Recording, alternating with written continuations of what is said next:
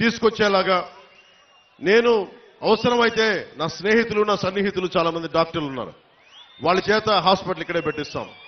ప్రభుత్వం పరంగా లేట్ అయినా కానీ ప్రత్యేకించి ఇక్కడ పెట్టిస్తాం. సో ఇవన్నీ భవిష్యత్తులో ఇంకొంచెం సమయంలో మాట్లాడుకుందాం కొంచెం డీటెయిల్గా.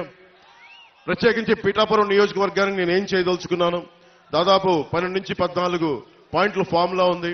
మన పట్టు రైతుల కోసం ఏం చేయాలి, మన రైతాంగం కోసం ఏం చేయాలి, మన ఉద్యాన రైతుల కోసం, మన ఉల్లి రైతుల కోసం ఏం చేయాలి, మిర్చి రైతుల కోసం ఏం చేయాలి, అలాగే మనకి పశువుల సంత కోసం ఈరోజు శిస్తు వసూలు చేస్తున్నారు కానీ దానికి ఏం చేయాలి, వీటన్నిటి మీద, అలాగే మన రైల్వే క్రాసింగ్స్ వీటికి కూడా ఓవర్ బ్రిడ్జ్ కావాలా, ఎలా చేయాలి, వీటి మీద కూడా నాకు ఆలోచన ఉంది.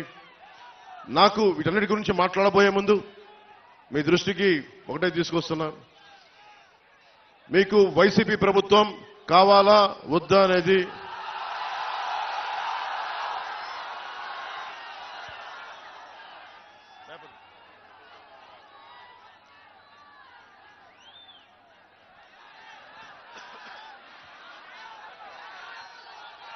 అంటే మీరు చాలా ఆలోచించి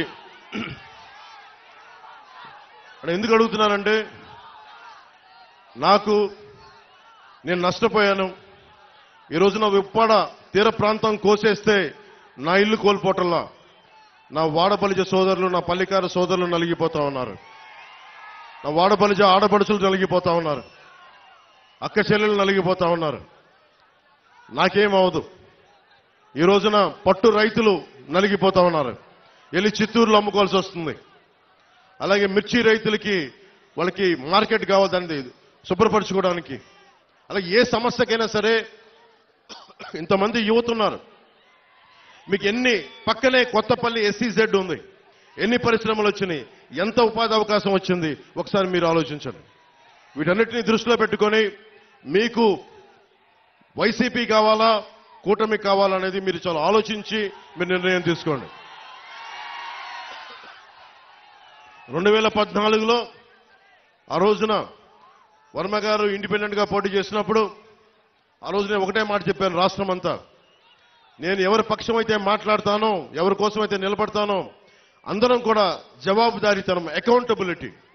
ఈ రోజు నేను మా కూటమికి టీడీపీ, భారతీయ జనతా పార్టీ, జనసేన కూటమికి నేను ఓట్లు అడుగుతా ఉన్నాను. మేము మీకు జవాబుదారీతనం, పవన్ కళ్యాణ్ మీకు అకౌంటబిలిటీ.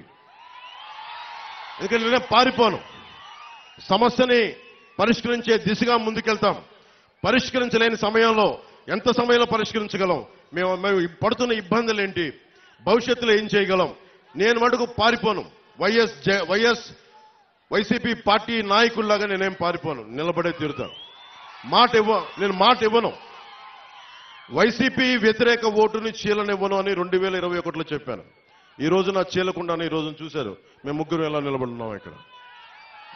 దేనికి అంటే అది ఒక దుర్మార్గమైన పాలనని ఎదుర్కోవాలి అంటే అంత సాధ్యపడే విషయం కాదు. జగన్ మాట్లాడితే నిరుపేదల పార్టీ, పేదలకి పెత్తందారులకి పార్టీని మాట్లాడుతూ ఉన్నాడు ఆయన. వాళ్ళ ఇంట్లో పాప అందరికీ డబ్బులు లేవంట, వాళ్ళ పార్టీ ఎమ్మెల్యేలందరికీ డబ్బులు లేవంట. కాకినాడలో ఉన్న ఈ మాఫియా డాన్ దగ్గర డబ్బులు లేవంట.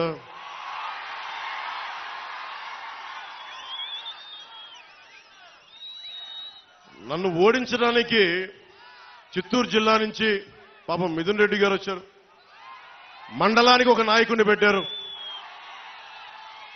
అరే పవన్ కళ్యాణ్ దగ్గర ఏమంత శక్తి ఉందే, ఒక్కడి మీద ఇంతమంది కక్ష కడతారా? ఒక్కడి మీద అతని దగ్గర శక్తి ఏముంది? పట్టుమని 25 మంది ఎమ్మెల్యేలను కూడా నిలబెట్టలేని పరిస్థితి, కనీసం 2 ఎంపీలని కూడా గెలుచుకోవాలని తపన పడుతున్నాడే, అతని మీద ఇంత కక్ష దేనికి ఇంత కక్ష? భవిష్యత్తు మనమని తెలుసు. వైసీపీకి నిలబడతాం, కొట్లాడతాం, చొక్కా పట్టుకొని ఈడుస్తాం, రాజకీయ నాయకుల్ని అకౌంటబిలిటీ తీసుకొస్తాం, జవాబుదారీతనం తీసుకొస్తాం. ఆ భయం ఒకటే అడగండి, వైసీపీ నాయకులు వంగా గీత గారిని కానీ ఎవరైనా సరే వైసీపీ నాయకులు మండలానికి ఒకళ్ళు వెళ్తా ఉన్నారు, వారిని ఒకటే అడగండి, సుద్దగడ్డ కొండ కాలువ ఈ ఆధునీకరణకి 170 కోట్ల రూపాయలు నిధులు విడుదల చేసినా ఎందుకు ఆపారని అడగండి. ఎందుకు సంతకాలు పెట్టాల్సి వచ్చిందని అడగండి. వాడికి సమాధానం చెప్పి ఓట్లు అడగమని చెప్పండి. చేబ్రోలు పట్టు రైతుల కోసం ఏం చేశారని అడగండి. వరద ముంపు కోసం గొల్లప్రోల్లో మన ఎస్సీ కాలనీతో సహా అన్ని మునిగిపోతా ఉంటాయి. వాళ్ళ శ్మశానం కూడా మునిగిపోతా ఉంటుంది. అలాంటి సమస్యల మీద వాళ్ళు ఎందుకు వచ్చారు? అవన్నీ తీర్చారా? ఈ రోజున ప్రతి 54 గ్రామాలు చెప్పి తిరుగుతా ఉన్నారు. మండలానికి ఒక నాయకులను పెట్టి తిరుగుతా ఉన్నారు. ఈ 5 సంవత్సరాలు మండలానికి ఒక్కొక్క నాయకుడు ఎందుకు తిరగలేదు?